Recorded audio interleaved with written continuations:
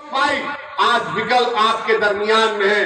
अगर कोई योगी और मोदी को रोक पाएगा तो उसका नाम बाबू सिंह कुशवाहा। इस बात को याद रख लो आप मेरी इस बात को। क्या प्रोग्राम है समाजवादी का, क्या प्रोग्राम है बीजेपी का?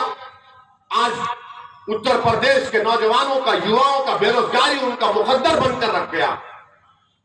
33 लाख से ज्यादा असेंबली में खड़े होकर उनका मंत्री कहा कि 33 लाख नौजवान बेरोजगार, पढ़े लिखे बच्चे, technical education, diploma certificate, graduate holder, 50% से ज्यादा बच्चों की नौकरियां नहीं है।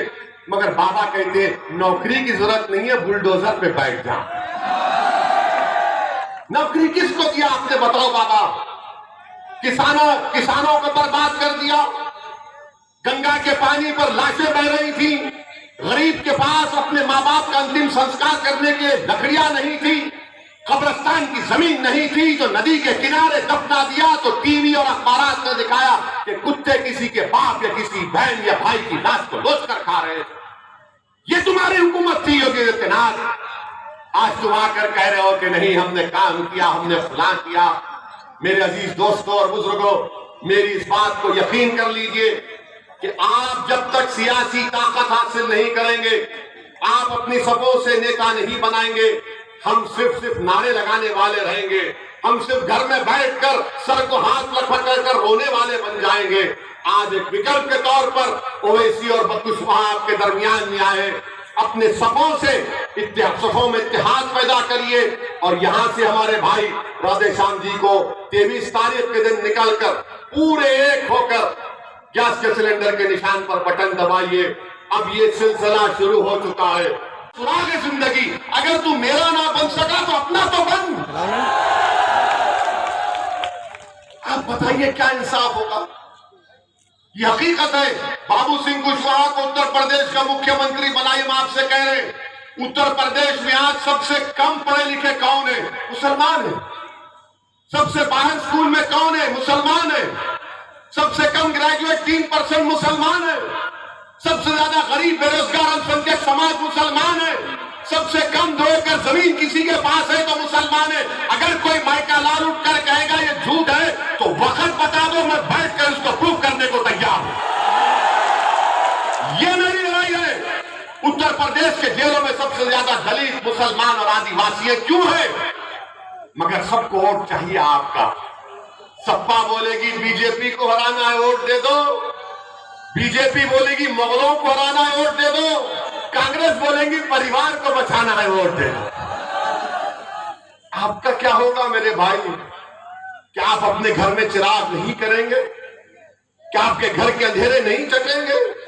क्या आपके बच्चों का मुस्तकबिल रोशन नहीं होगा? क्या नौजवानों की जवानी बर्बाद होते रहेगी? मेरे अजीज दोस्तों और बुजुर्गों, इसीलिए आपको एक सियासी ताकत बनना है।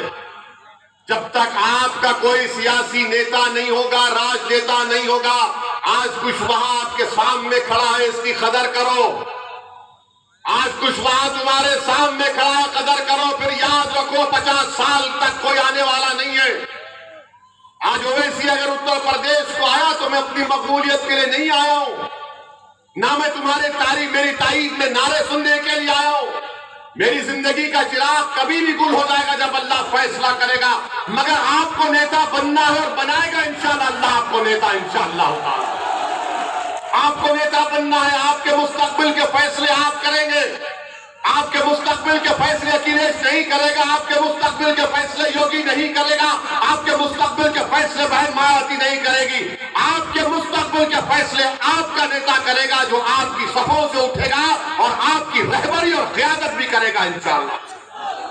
ये पैगाम आपको देने को आया हूं। और देश के प्रधानमंत्री से हम कहना चाह रहे हैं कि अचानक इनको बड़ी मोहब्बत हो गई मुस्लिम महिलाओं से, ट्रिपल तलाक का जिक्र कर रहे हैं। देश के प्रधानमंत्री, इस देश में महिलाओं का मसला ट्रिपल तलाक नहीं है। इस देश में महिलाओं का मसला उन मर्दों से है जो शादी तो करते हैं, बीवी को अपने घर में नहीं रखते।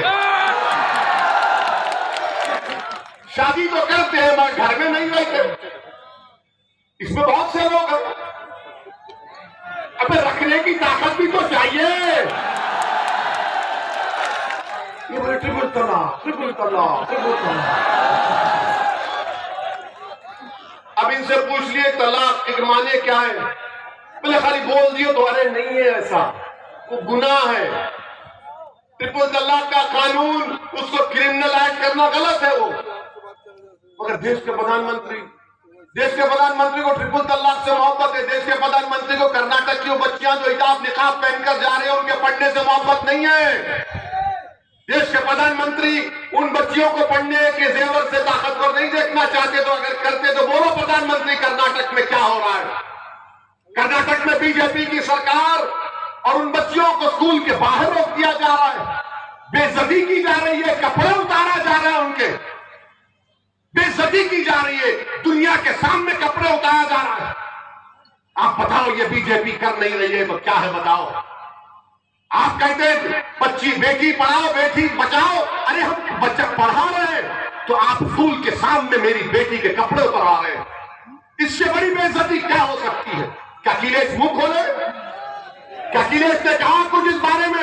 सोचो, अपने आप से सोचो। नहीं बोलेंगे, इसलिए नहीं बोलेगा अखिलेश क्योंकि मालूम कि तुम कहां जाओगे। हम उनको मालूम ये कहीं नहीं भागने वाला, ये हमको ही पकड़ने वाला। ये मालूम कि आप कह दिए आपकी वोट की अहमियत नहीं रही। अगर आपकी वोट की अहमियत उसी वक्त होगी जब आप ओवैसी और कुछ